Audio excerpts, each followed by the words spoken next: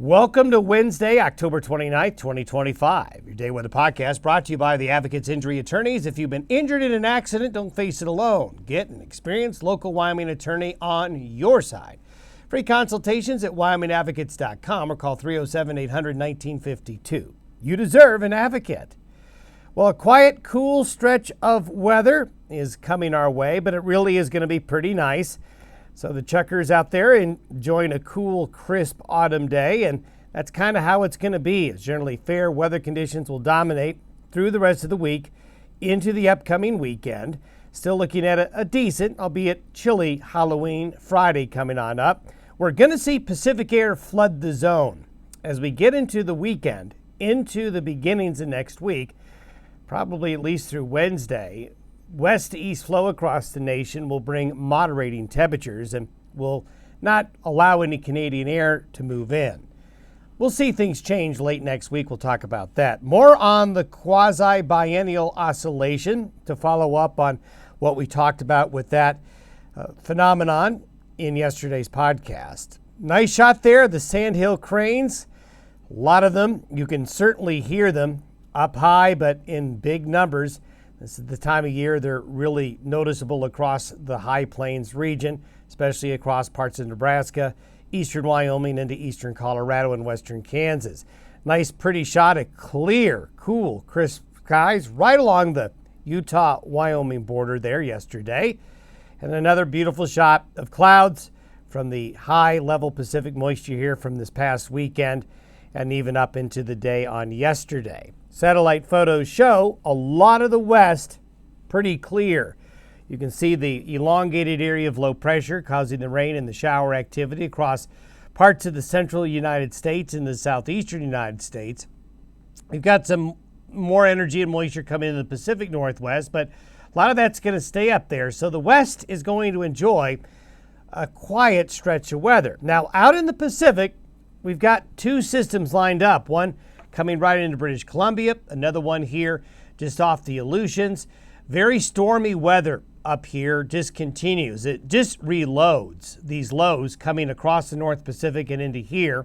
But then they're getting into Western North America, and at least initially, for the next 5 to 7 days, these systems will be moving generally west to east into North America, not taking any big dips, at least through the middle of next week. So these will be going into Canada, clipping the Pacific Northwest, but kind of going around the rest of the nation. Today, we'll have that low in the south central United States. The next little wave here that's coming in that we showed you on the satellite imagery is going to bring a cold front to British Columbia and Alberta, clipping Montana, then eventually into the Dakotas here by the end of the week.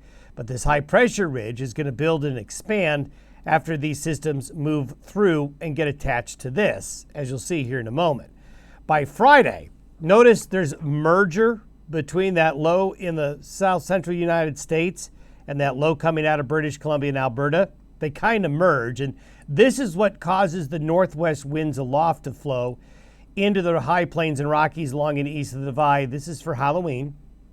So this is what's going to keep Halloween a little on the cool side if you're along and east of the Continental Divide, because the door opens up to some Canadian air. Not a lot of weather, not a lot of moisture associated with this low. We'll show you where there will be a little bit here in a moment.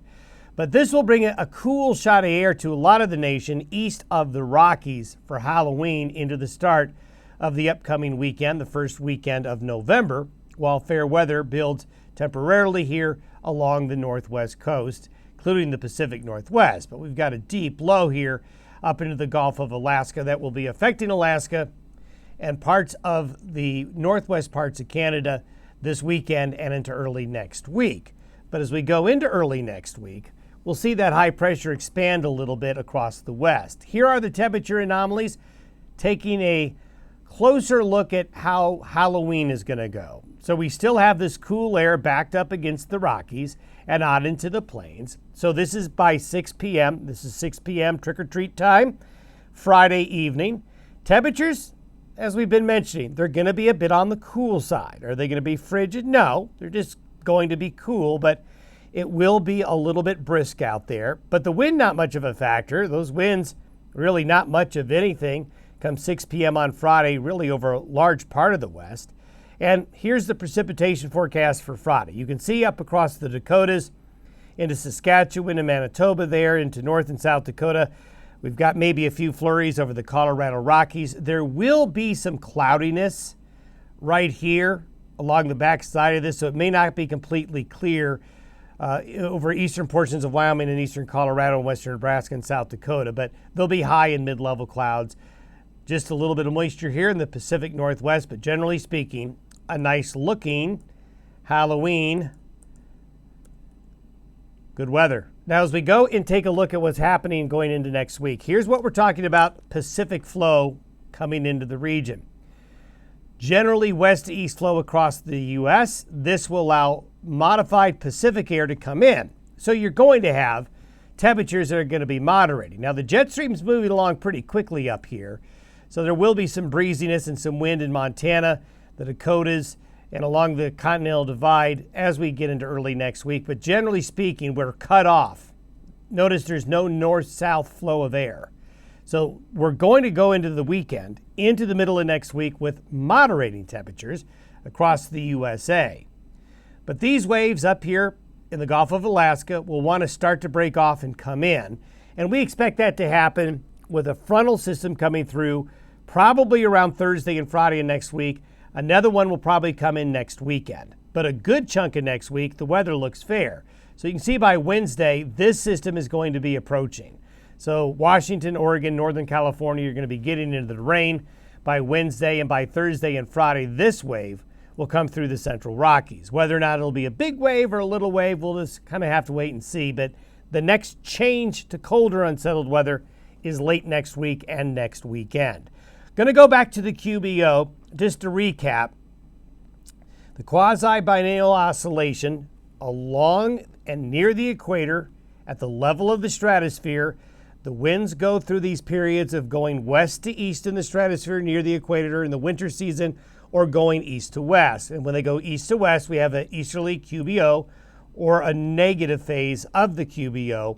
And what I'm listing here is that when we go to this phase, which is what is forecasted as we get into December, January, February, and March, is that we tend to have a weaker polar vortex and bigger risks of Arctic outbreaks, higher snow years. Basically, it segues into what the winter forecast we released this summer was, which is that the potential for a colder, more snowy winter for a lot of the U.S. and Canada is on the table.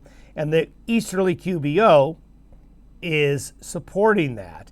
And so what I did was I went back and I looked at years, and what we do here is called an analog, which is, all right, in previous seasons where we've had a weak La Nina, which is where we are now, and a La Nina fading into the new year, and we have an easterly QBO in the negative phase.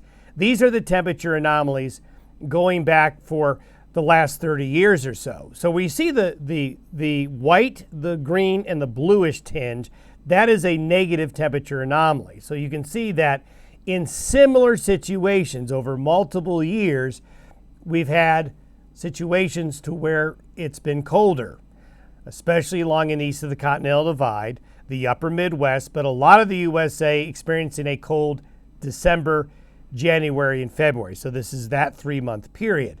So that's interesting. What's also interesting, there's a really strong analog to the winter of 2010 and 11.